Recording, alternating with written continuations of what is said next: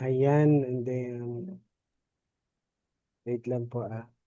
Yan, good afternoon sa ating lahat, no? Bago po ang lahat ay maraming salamat once again for this day, afternoon, po sa privilege again na i-share yung word ni Lord for all of us para mas lalo pa natin makilala ang Panginoon, especially po ngayong season of Christmas, sinicelebrate po natin, no?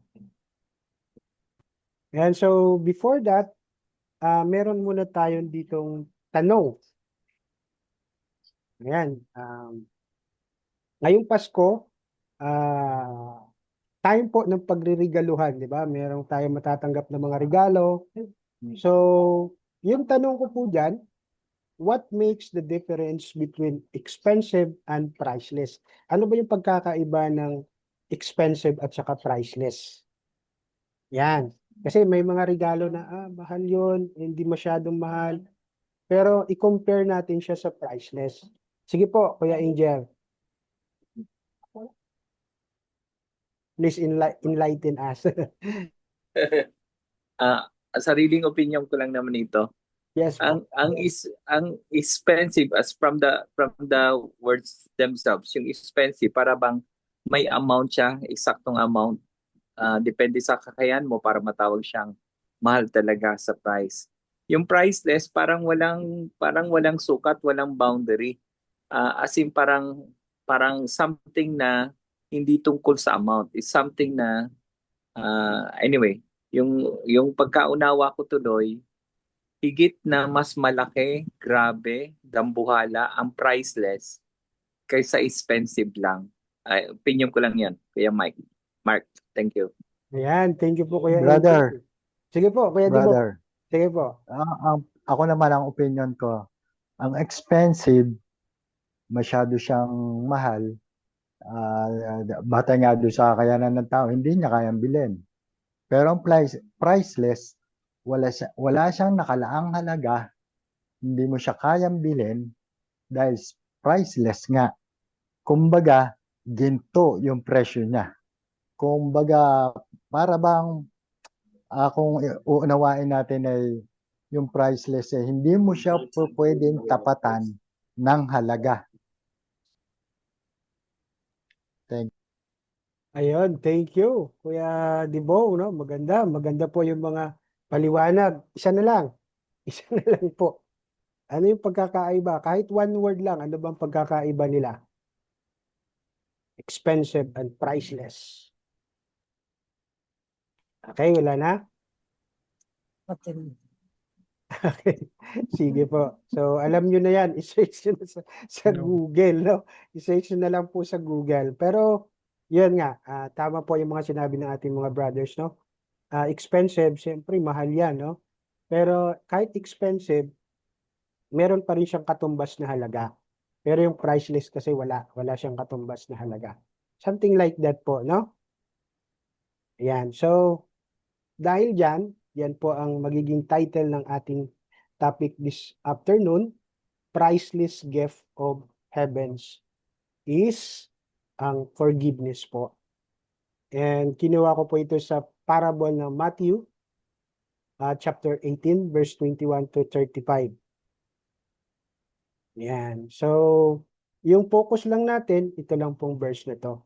But you can read the context. Pwede niyo pong basahin yung verse 21 to 35 para mas maintindihan niyo yung parable. This is a parable kasi po. So this afternoon, we want to focus on verse 21 to 22. And hinighlight ko po doon yung forgiveness, no? Yung pagpapatawad. So tayo mga Kristiyano, we believe, naniniwala po tayo na ang Kapaskuhan ay hindi lang po yung pagtanggap ng mga regalo.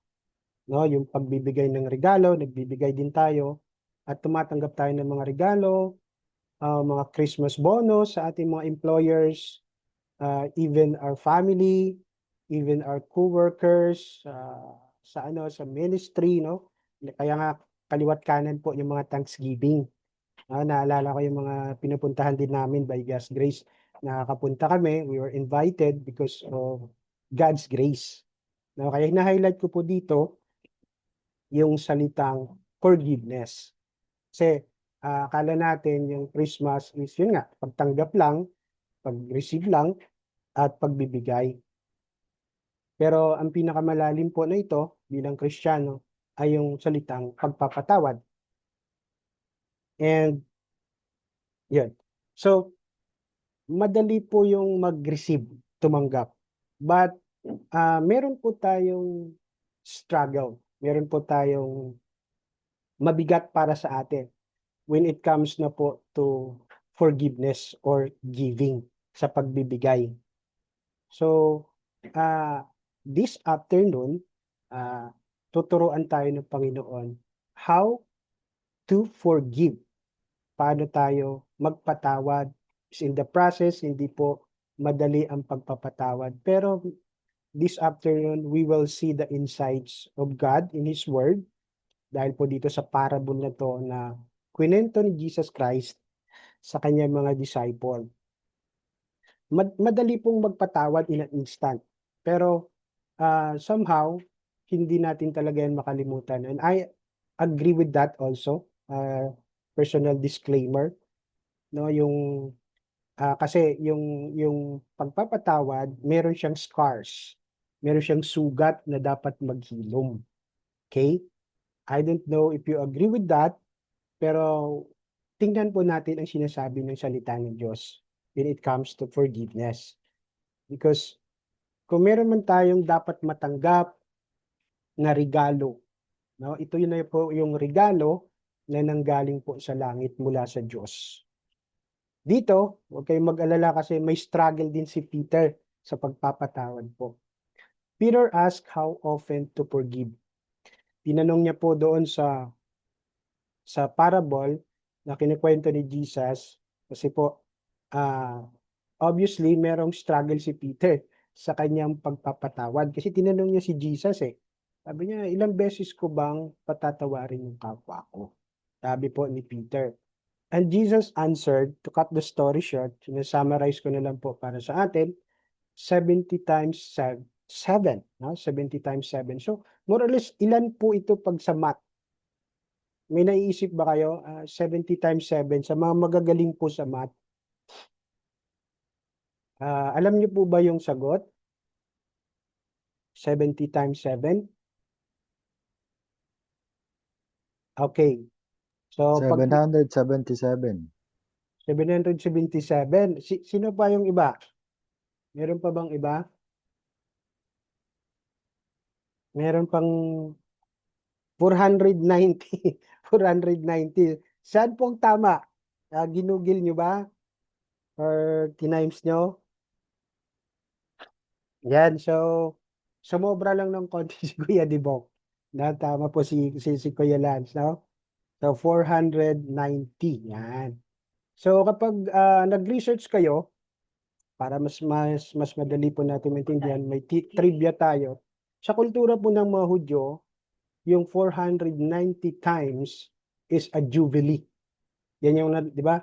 There's a time. Di ba? Kinakanta po yan ni Jamie Rivera, yung jubilee, na alam niyo po yun, no? So, sa kultura po ng Hudyo, as far as I know, kapag na-reach mo po ang 490 times na pagpapatawad sa kapwa mo, dahil sa kultura ng Hudyo, it's talagang parang you fulfill the law, di ba? Na-fulfill mo yung law. Pero yung mga Hudyo, hindi po nila naintindihan yun yung mga panahon na yun. So, to cut the story short, ano pong pinapakita sa atin dito ng ating Panginoon? Anong sinasabi ni God sa kay Peter?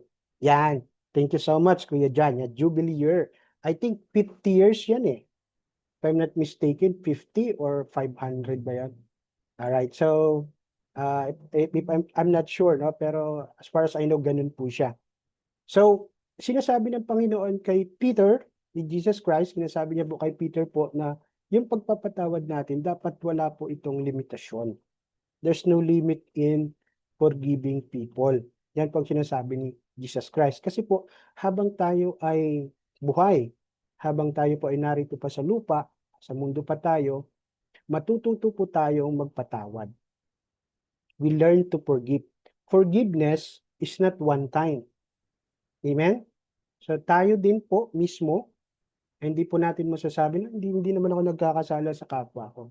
But in our mind na alam po ng Diyos, nagkakasala po tayo. Dahil ang Panginoong Hesus ay in-upgrade niya. No? When you look at a woman, when you say something bad to people, sa kapwa mo, nagsalita ka ng masama, you even murder him. No? Parang pinatay mo na rin siya. Sinabi ni Jesus. So, yung implication sa atin, isa sa mga verse po na nakita ko, naaalala ko po ito tungkol sa kapatawaran ng Panginoon na binigay sa atin. In the book of Psalms 103 verse 12, ang sabi dito, as far as the east is from the west, so far has He removed our transgression. So ang verse po na ito ay nagpapaalala sa atin na talagang wala pong limitasyon ang pagpapatawad ng ating Panginoon. Sinukat ko po yan, no? Ni-research ko po. Ni-research ko siya. Gaano ba kalayo ang silangan sa kanluran at yung kanluran sa silangan? Wala pong maibibigay ang Google. Wala pong maibibigay na exact na talagang kung gaano po kalayo. That's why it's very true that the forgiveness of the Lord has no limit. Na maraming verse po yan sa salita ng Diyos na nagpapakita na wala pong limitasyon ang kanyang pagpapatawad sa atin. Okay? Right. So, isa pa po sa mga pangako ng Diyos sa kanyang walang hanggang pagpapatawad is in the book of Colossians chapter 1 verse 13 to 14. Ito ang ganda po ng pangako ng Diyos at sinabi ng ating Panginoon dito. For He rescued us from the domain of darkness and transferred us to the kingdom of His beloved Son, in whom we have the redemption, the forgiveness of sins. So dati, tayo po ay makasalanan, which is sinisimbolo po na tayo ay nasa kadiliman. Pero nasa kaliwanagan na po tayo because of His beloved Son, si Jesus Christ. Ang ginawa ng Panginoon sa krus ng Kalbaryo, ito po ang katubusan ng ating mga kasalanan. The forgiveness of our sins. At ang kasalanan na to, ito po ay past. Yung nakaraan, nakalipas na mga ginawa nyo, na aware kayo o hindi po, ay pinatawad na. And then sa kasalukuyan, present. Yung mga pagkakasala natin ng mga nakaraang linggo, pinatawad na po yan ng Panginoon and in the future. So hinaharap sa mga gagawin niyo pang kasalanan natin, ay pinatawad na rin po ng ating Panginoon. Ganun po siya kabuti. Kaya marapat po na dapat nating maintindihan kung ano yung pagpapatawad ng Diyos sa atin para ito ay ma-apply din po natin sa ating kapwa in the process kung paano tayo magpatawad. Okay? So, magkaroon tayo ng background sa parable. So, the parable, basahin nyo na lang po yan, nandun naman po yung verse. So, to shorten the parable, yung there is a servant, meron pong lingkod ng hari na nagkautang po siya ng 10 million, 10,000 talents sa Hudyo po kasi yan, yung talent, pero sabihin na lang po natin 10 milyon yung utang ng lingkod ng hari. At hindi niya po ito kayang bayaran. Ngayon, pinatawad po siya ng hari. Yung 10 milyon na kanyang inutang, walang labis, walang kulang, pinatawad po siya ng hari. No? Sige, okay, patatawarin kita, kinansil niya po ng lahat ng pagkakautang hanggang sa huling sintimo. Ngayon, meron pong isang alipin na nakautang dito sa lingkod ng hari na sabihin natin mga 10,000 yung nautang niya. And to cut the story short, hindi niya po pinatawad o hindi niya po binigyan man lamang ng panahon para makapagbayad ng utang yung alipin na to. Ano po ang nangyari? Ginawa po ng hari, nabalitaan niya, kaya pinarusahan po ang lingkod na to. And sabi po doon sa last verse ng parable na yan, kapag hindi po tayo natutong magpatawad, hindi rin po tayo patatawarin. Alam niyo po, ang kasalanan, ito po ay sumusimbolo sa 10,000 talento na to, talents. The 10,000 talents, it symbolize our sin. And it is called our spiritual debt before God. Meron tayong pagkakautang na dapat bayaran. Okay? From the book of Genesis, nakita po natin kung paano po nahulog sa pagkakasala si Adan at saka si Eva, hanggang ngayon po namana po natin ang kanilang pagkakasala. Okay? So, dahil po dyan, meron po tayong 3 katotohanan na dapat malaman. First is we owe God big time. Dapat alam natin na aware po tayo na meron tayong malaking pagkakautang sa Diyos. In fact, lahat po ng nasa sa atin ay utang lang po natin, hiram lang po natin ito sa Panginoon. Ang sabi po ng Romans chapter 6 verse 23, for the wages of sin is death. Okay, the death here, yung death po ang tinatawag dito, this is the physical and spiritual. Now, yung spiritual is we will have a eternal separation from God.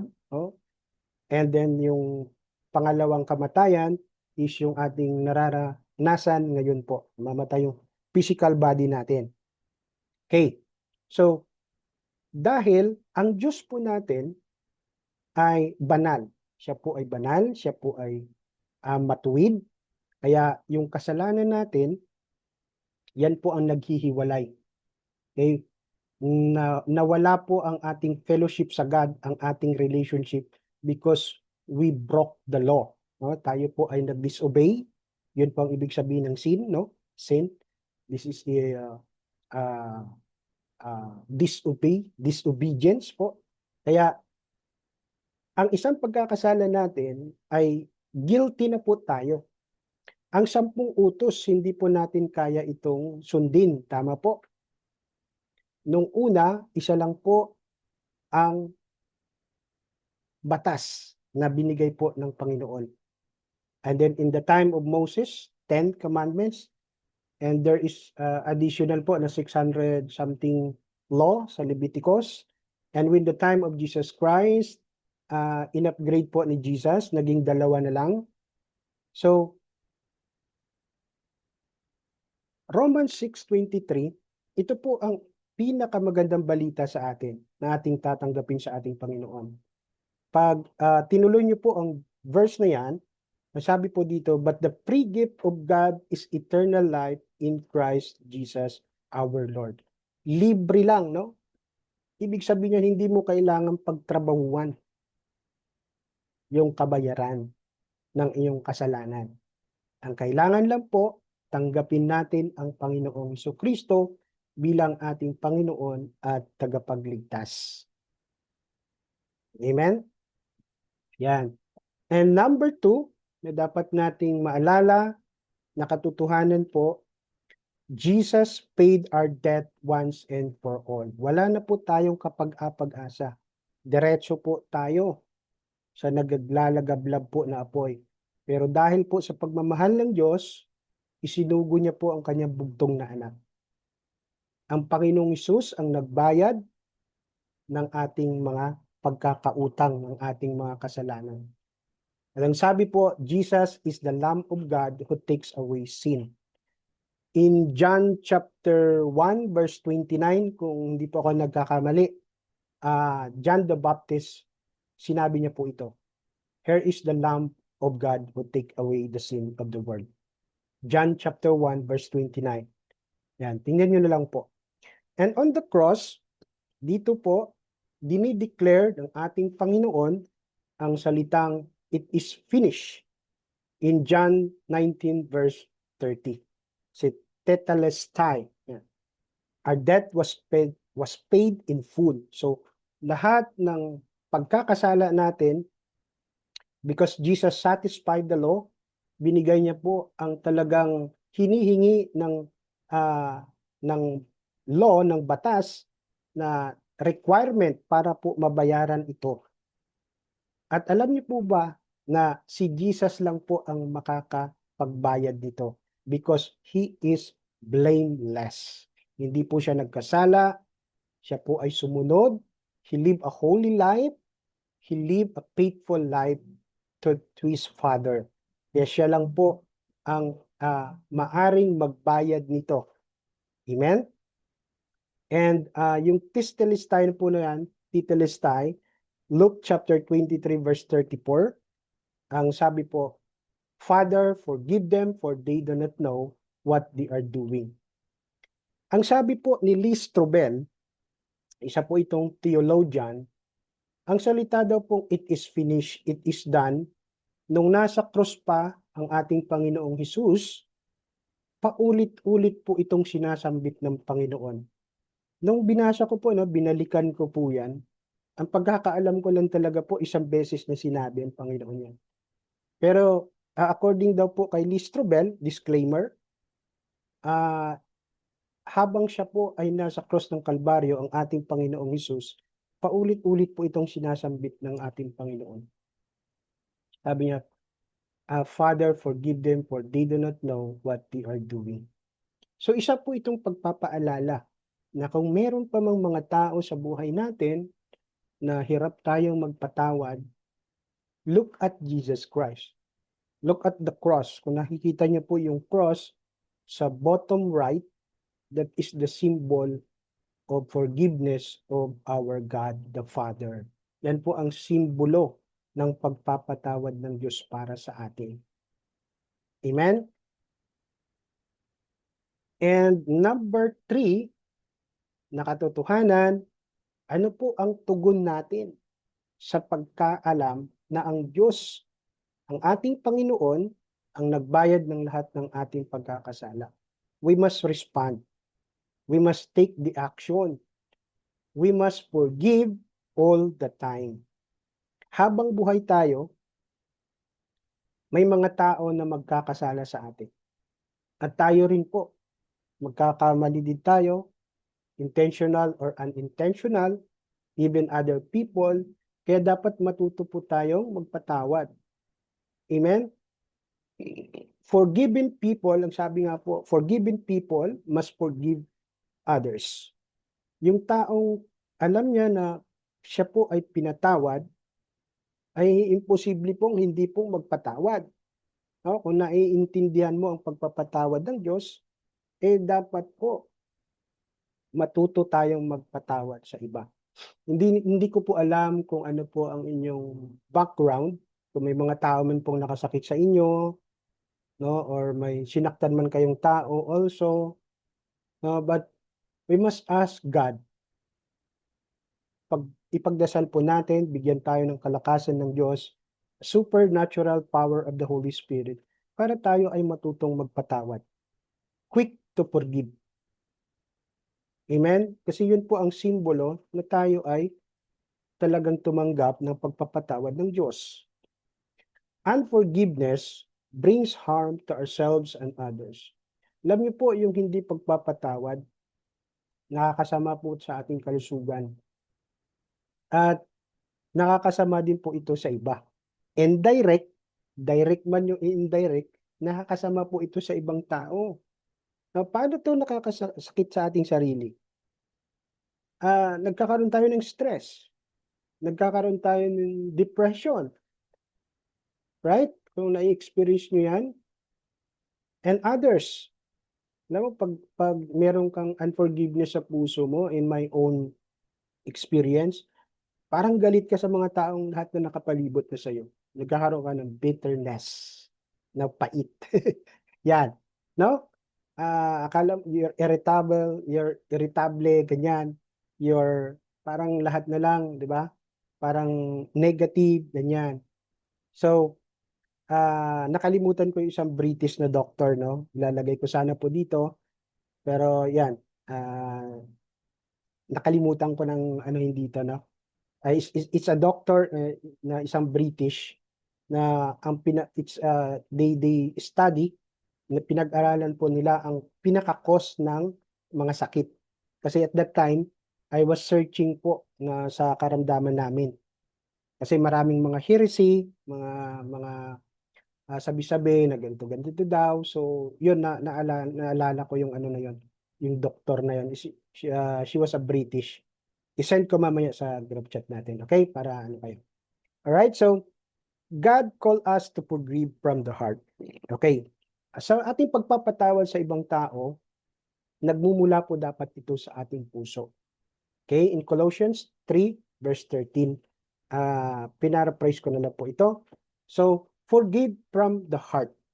Now, dapat mula po sa puso ang ating pagpapatawad. At malalaman po natin na nanggagaling sa puso ang ating pagpapatawad. Of course, there's no limit. Okay? Walang hanggan po ang ating pagpapatawad. Walang exemption ang ating pagpapatawad. Ibig sabihin, hindi tayo nagpipili, hindi natin pinipili kung sino ang patatawarin natin.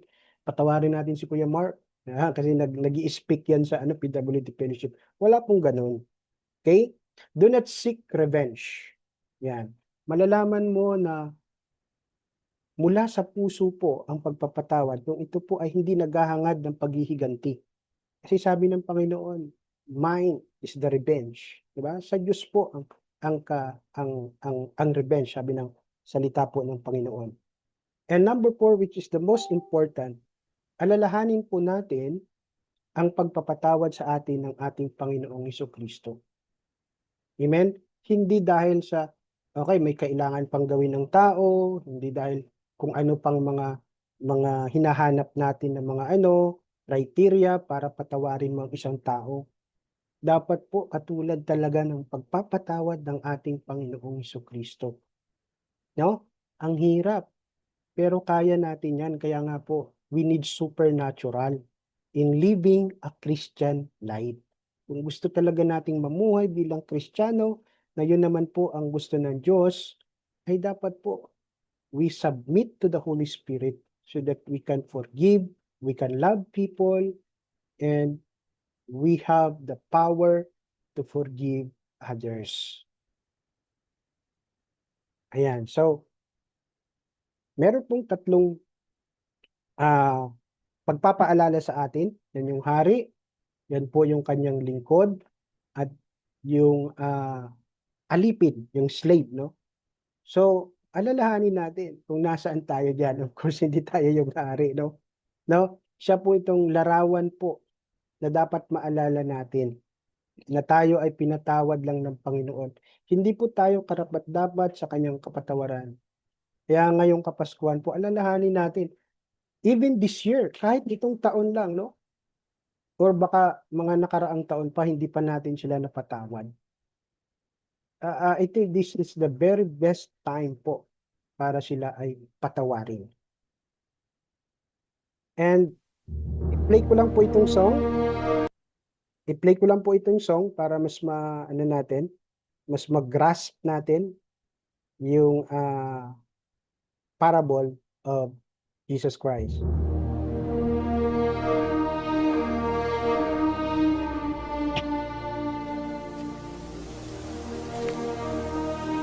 Lord,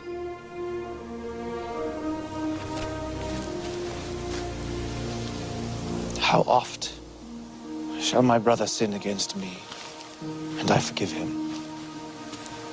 Till 7 times? I say not unto thee until 7 times, but until 70 times 7.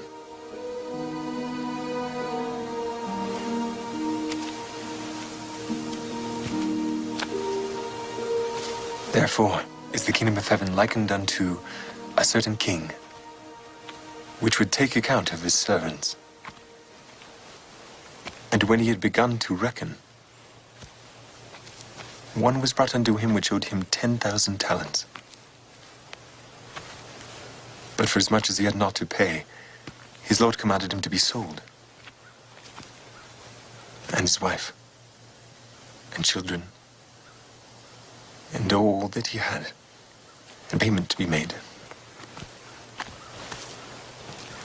And the servant therefore fell down and worshipped him, saying, Lord, have patience with me, and I will pay thee all. Then the Lord of that servant was moved with compassion, and loosed him, and forgave him the debt. But the same servant went out and found one of his fellow servants, which owed him 100 pence. And he laid hands on him, and took him by the throat, saying, Pay me that thou owest. And his fellow servant fell down at his feet, and besought him, saying, Have patience with me, and I will pay thee all. And he would not, but went and cast him into prison, till he should pay the debt. So, when his fellow servants saw what was done, they were very sorry, and came and told unto their Lord all that was done. Then his Lord, after that he had called him, said unto him, O thou wicked servant, I forgave thee all that debt because thou desirest me. Shouldst not thou have also had compassion on thy fellow servant, even as I had pity on thee? And his Lord was wroth, and delivered him to the tormentors, till he should pay all that was due unto him.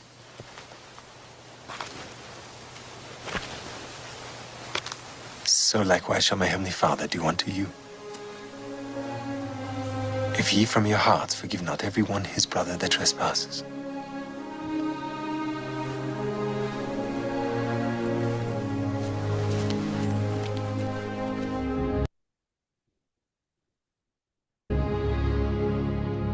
Okay, so wait.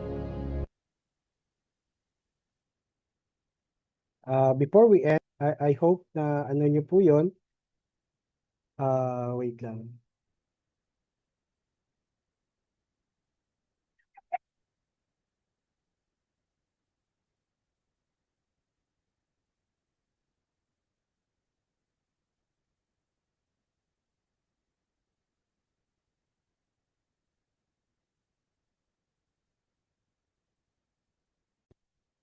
Ayan, so, all right. So, before I end, let me encourage one another in Ephesians chapter 4, verse 32.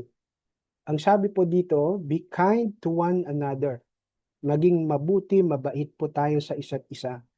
Tender-hearted. No? May puso sa isa't isa. And I highlighted forgiving each other.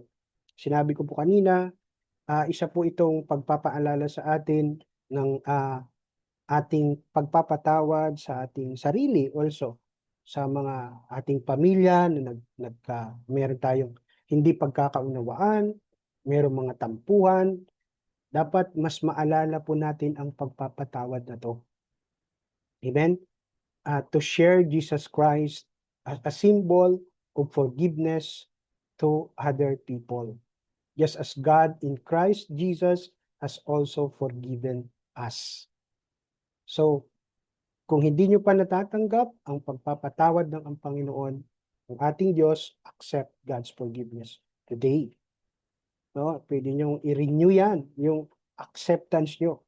Kasi kung hindi ka pa po nagpapatawad, meron ka pa rin struggle, kumbaga matagal ka pa rin magpatawad, maybe hindi po natin naintindihan ang pagpapatawad talaga ng Diyos.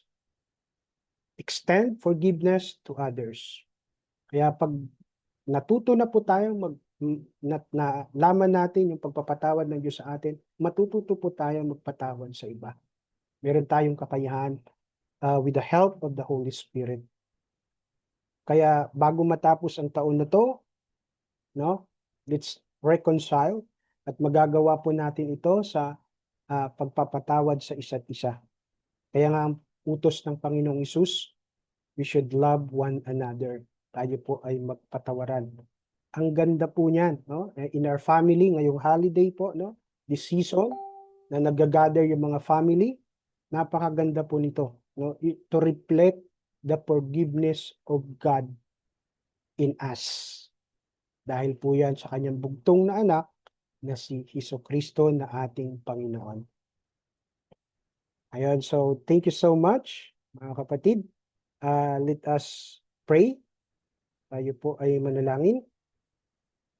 Amang banal, Ama naming nasa langit, salamat Panginoon sa pagpapaalala po sa amin, Panginoon, ng iyong kapatawaran, which is the greatest gift, Lord, na aming natanggap ay yung kapatawaran, Panginoon. Salamat po dahil hindi namin kayang iligtas ang aming sarili at kami po ay makasalanan, pero salamat po sa walang hanggan, walang kondisyon, at walang limit po na pagmamahal nyo at kapatawaran para sa amin.